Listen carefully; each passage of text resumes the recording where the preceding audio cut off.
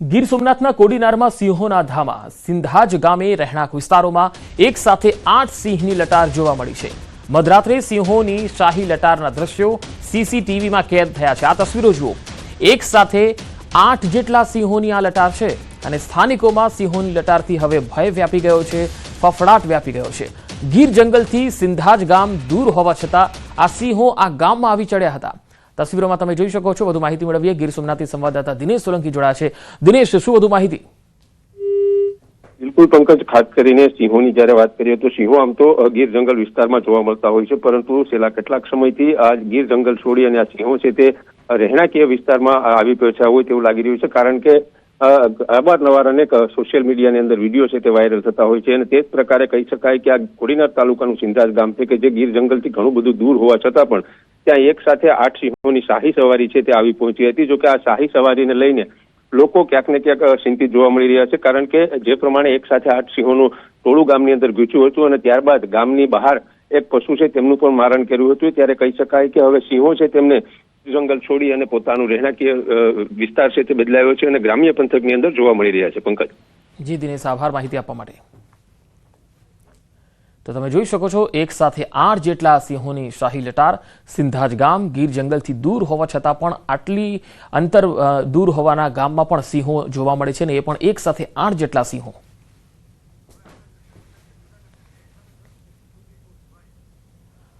તો હવે આપણે બતાવીએ જૂનાગઢના પણ દ્રશ્યો, જ્યાં એક સાથે 10 જેટલા સિંહો રેલવે ટ્રેક પર આવી ચડ્યા। જી હા, 10 જેટલા સિંહોનો આ વિડીયો તમે જોઈ શકો છો।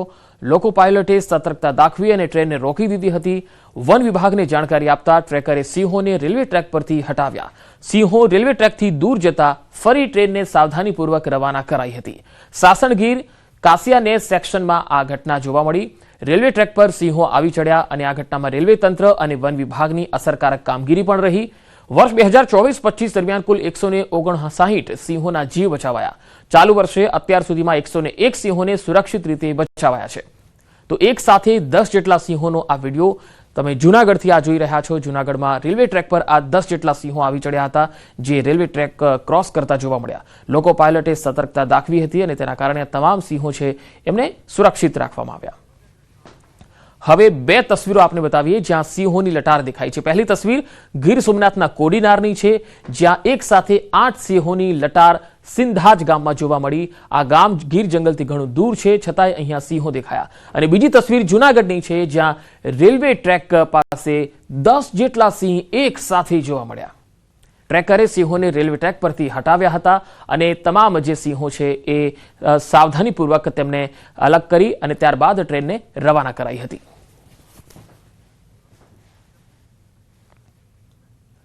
વડોદરાના ખોડિયારનગરમાં અકસ્માત થયો। પાણીના ટેન્કર અને ટેમ્પો વચ્ચે ટક્કર થઈ ગઈ। આ અકસ્માતની ઘટના સીસીટીવીમાં પણ કેદ થઈ છે। પાણીના ટેન્કર ચાલકે સ્ટીયરિંગ પરથી કાબુ ગુમાવતા અકસ્માત થયો। ટેમ્પો સામે આવી જતા ટેન્કર ચાલકે સ્ટીયરિંગ પરનો કાબુ ગુમાવ્યો। કોર્પોરેશન દ્વારા ડ્રેનેજ લાઇનની કામગીરી કરવામાં આવતા એક તરફનો રોડ બંધ છે। વન વે રોડ પર ટ્રાફિક હોવાથી અવારનવાર થાય છે અકસ્માત। તો પાણીના ટેન્કર અને ટેમ્પો વચ્ચે ટક્કરની આ તસવીર તમે બે અલગ અલગ તસવીરોમાં જોઈ શકો છો। પહેલી તસવીર સીસીટીવીની છે, જેમાં અકસ્માત જોઈ શકાય છે। બીજી તસવીરમાં આ ઘટના બાદ લોકોના ટોળે એકત્ર થઈ ગયા હતા। આ સમગ્ર મામલે હવે તપાસ કરવામાં આવી રહી છે। અહીંયા એક તરફનો જે વન વે રોડ છે ત્યાં ટ્રાફિક હોવાથી અવારનવાર આવા અકસ્માતો થતા હોય છે એવું સ્થાનિક લોકોનું પણ માનવું છે।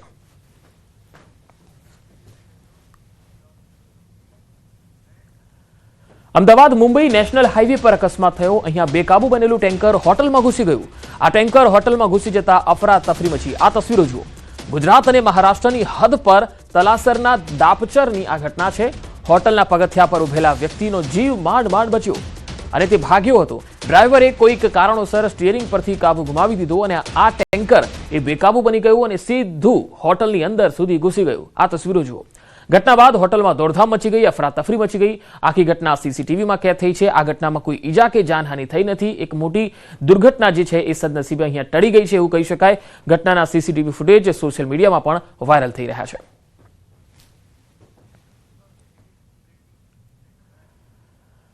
અમદાવાદમાં આજે એસજી હાઈવે પર વહેલી સવારે વધુ એક અકસ્માત થયો। પકવાન બ્રિજ ઉતરતા બે કાર વચ્ચે અકસ્માત થયો। સ્કોર્પિયો કાર ચાલકે અચાનક બ્રેક મારતા અન્ય કાર પાછળથી અથડાઈ ગઈ હતી। સદનસીબે એરબેગ ખુલી જતા કાર ચાલકનો જીવ બચી ગયો. કોઈ જાનહાનિ કે ઈજાના સમાચાર સામે આવ્યા નથી.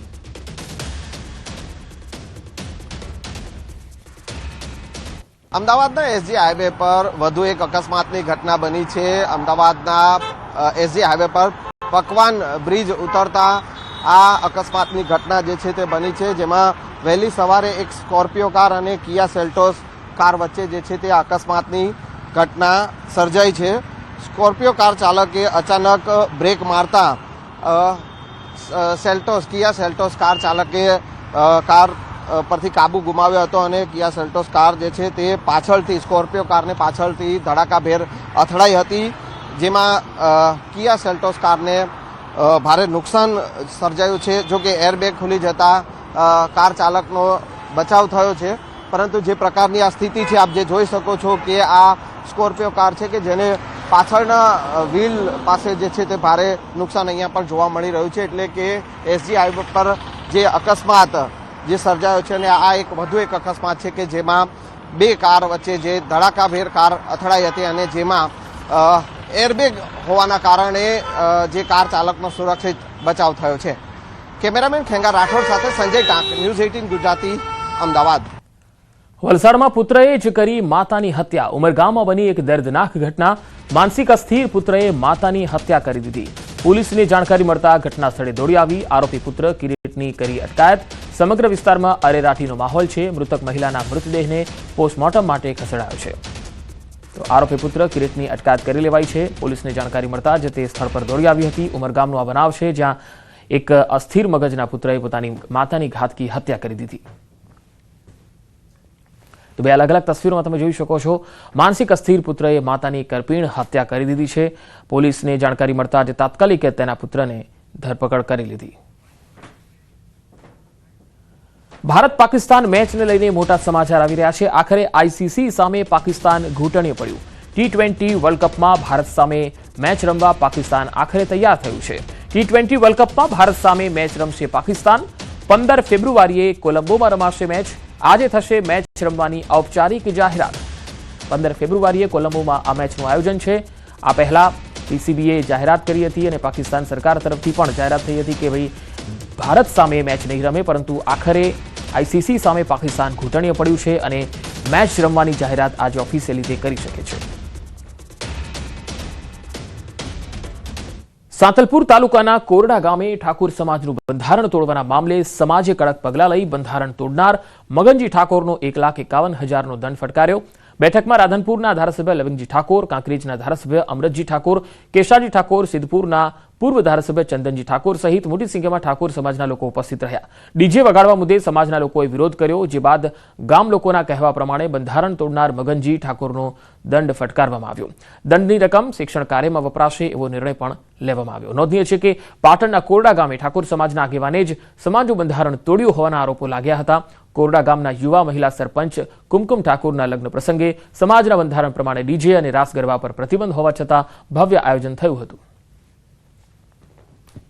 એટલે મગનજીને પણ અમે વાત કરી કે ભાઈ સમાજ જે કે છે એ કરવા તૈયાર છું અને સમાજની આજે તમારી હાજરીમાં મગનજીએ અહીંયા આટલા બહોળા સમાજમાં 3 જિલ્લાના સમાજના આગેવાનો આવ્યા અને એની સમક્ષ માફી માગી, પણ છતાં સમાજને જે ઠીક લાગે એ હું સમાજને યોગદાન આપવા શિક્ષણમાં એ દાન આપવા 1,51,000 રૂપિયા એ શિક્ષણમાં દાન આપ્યું છે અને સાથે સાથે માફી માગી છે.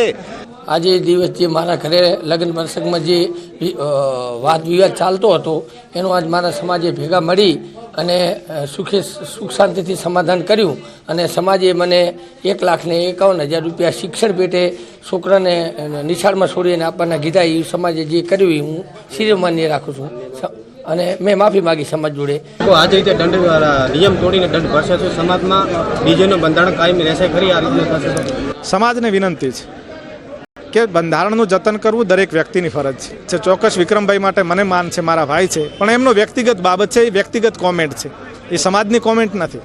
અમારા ગામનો જે 4 દિવસ પહેલાં જે થયું એને અમે ગબ્બરભાઈને લોકોને કહેવા પણ મોકલ્યા હતા. એ સતત કહ્યા કરે કે અમને કોઈ કહેવા આવ્યું નથી સમાજ ભેગી થઈ ત્યારે.